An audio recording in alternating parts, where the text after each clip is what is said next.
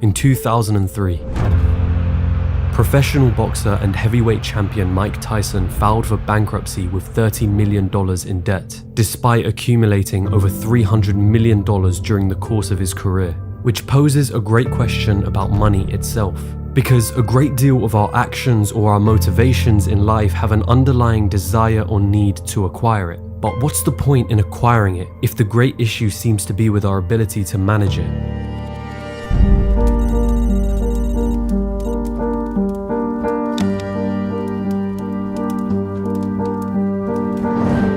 Americans now have the highest credit card debt in history. Translation: you didn't learn anything! Debt is an invisible burden being carried by the country's most vulnerable.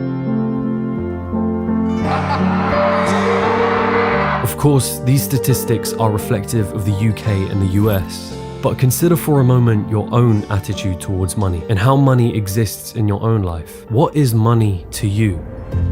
Does it seem to enter your life and immediately leave once you have it?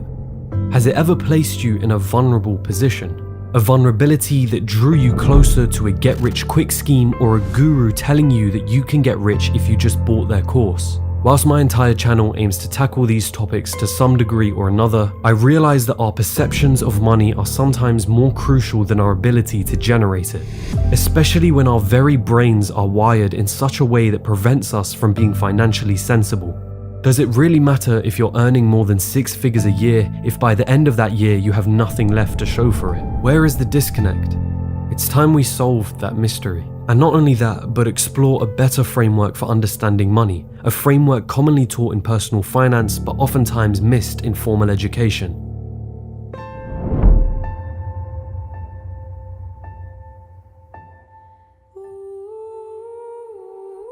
A question. What is money? Or rather, what does money represent? When you make a purchase from Amazon, when you're paid for your time working at a job, what is the significance of money in these transactions? Money is commonly defined as a medium of exchange, an instrument that facilitates the sale, purchase, or trade of goods between parties. But I don't think this says much about what money actually represents. I think a better way of looking at money is an expression of value. You hand over a certain amount of money to purchase something because you perceive its value to be equivalent to the amount of money that you handed over. Of course, the price is often not determined by you as an individual, but the market as a whole. But hone in on this one point. Money equals value. Why is that so important? Because often we give money a moral significance. A quote that I'm sure you've heard: money is the root of all evil. We look at someone who seems to have a large amount of wealth and think, they got lucky. Who did they take advantage of to get to that position? Who had to lose in order for them to gain? And never, what value was created in order to generate that money? Understanding that money is simply value is the best way to understanding that money is not necessarily evil, nor does it make a person evil. Sure, there are things such as scammers who convince you that what they have to sell is worth value, but that doesn't say much about money more so than it does their own morals. Money simply opens your options and broadens your horizons. The choices you make with that money have everything to do with your own moral dispositions. So, money is an expression of value. Now what? How does this change the reality of a person living paycheck to paycheck or someone who is consumed by credit card debt? The simple mention of money equals value changes nothing. It may make me see money in a different light, but what part of that is actionable advice? To answer that question, I'll pose to you another question. What is your relationship with money?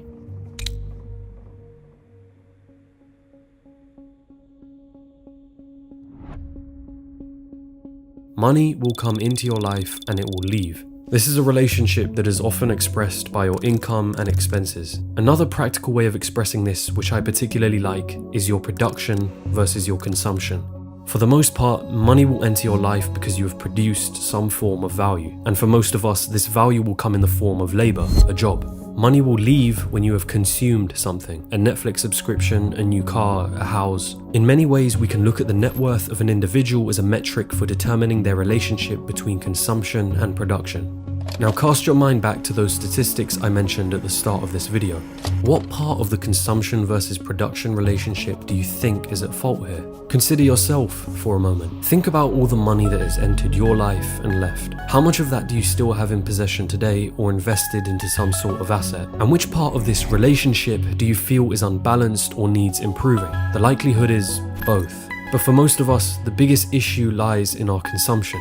Remember the Career Builder study that found that 78% of American workers were living paycheck to paycheck? Well, it also found that of the workers who made $100,000 or more a year, 1 in 10 of them were living paycheck to paycheck. Now you could argue that someone earning 6 figures a year may still like to earn more, but when you are paid a figure that is well above the average wage and the cost of living, and yet you still somehow find a way to spend it all, I'd argue that your relationship with consuming must be fixed before you even consider your relationship with production. As any wealthy celebrity who has filed for bankruptcy can show us, production means nothing when you have a problem with consumption.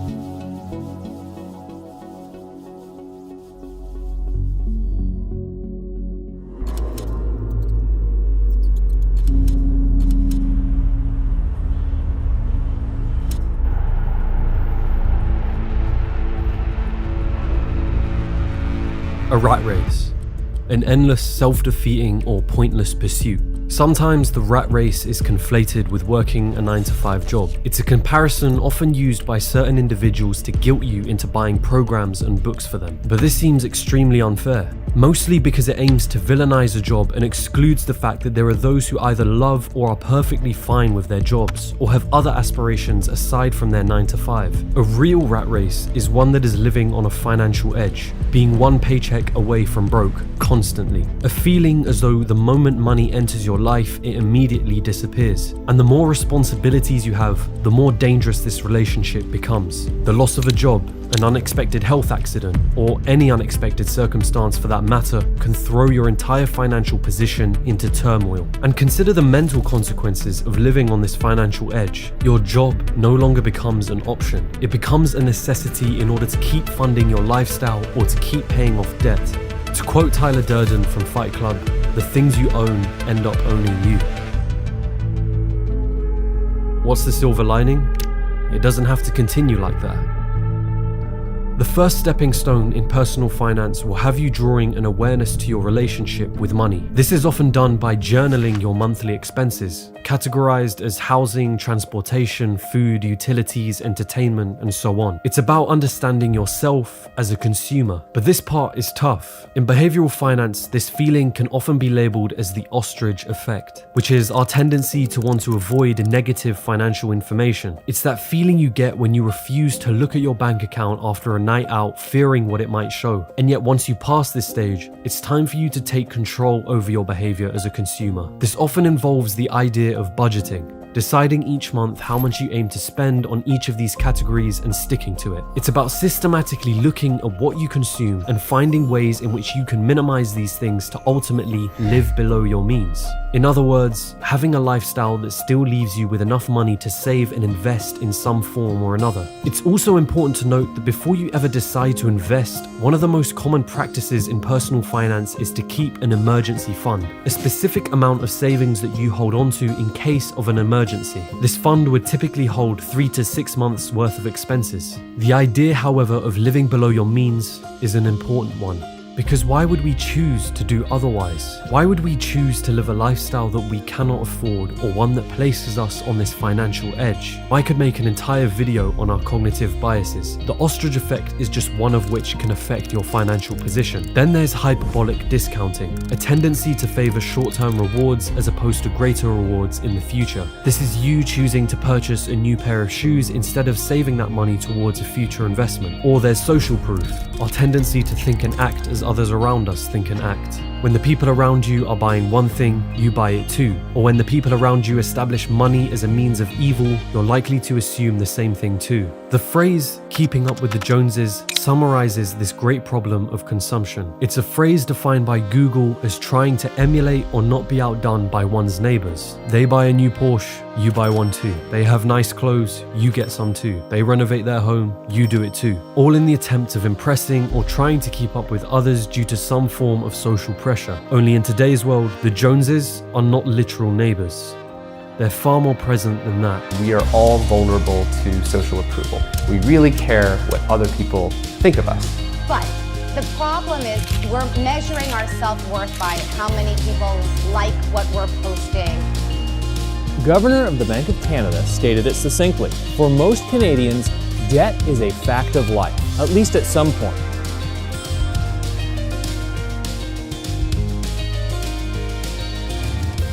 To be clear, I'm not saying that purchasing an expensive piece of clothing, jewelry, or sports car is a bad thing, nor do I think consuming is a bad thing. The aim of this video isn't to philosophize about the repercussions of a materialistic view of the world. It's about drawing an awareness to who you are as a consumer. Do you care more about appearing as though you have money or actually having money? The rat race isn't about working a 9-to-5 job, but living life on such an edge that it means that you are chasing the next thing, whether a paycheck or a material possession, such that your greater life goals and ambitions are placed in the background in order to continue this race. A budget and keeping account of your expenses have proven time and time again to work and draw you out of this race. It's fun to talk about making money or imagining having as much wealth as possible, but what's the point when your relationship with money as a consumer means losing it all or having to work non-stop in order to fund that lifestyle? That is the real rat race. But with all of that being said, let's talk about making money. Now, the stuff we teach here, and have for almost 30 years, is proven. What's up, you guys? It's Graham here. So we got to take a moment and talk about what's going on in the stock market, because as we're finishing up the week, stocks have risen. Personal finance channels like Graham Stephan or Dave Ramsey are great for learning how to work on your consumption side of the equation. But if there was one thing I wish they spoke more about, it would be their ability to make money. And I understand why they don't do this. It's easier to reduce your expenses in the amount that you consume than it is to increase your income. When speaking to a mass audience, giving the advice that will work for most people is typically the best choice. We see that there are entire communities built up around focusing on frugality. The FIRE community is one example of this, a movement that adopts the strategy of living extremely frugally, saving and investing as early as possible, with the intentions of retiring as early as possible. Minimalists also share a similar view to the FIRE community, although more deep-rooted in philosophical positions about the world and materialism at large. People like Graham Stephan or Dave Ramsey promote strategies that fall in the spectrum of living frugally, saving a lot of money, and investing in the long run. And there's nothing inherently wrong with this strategy. It works.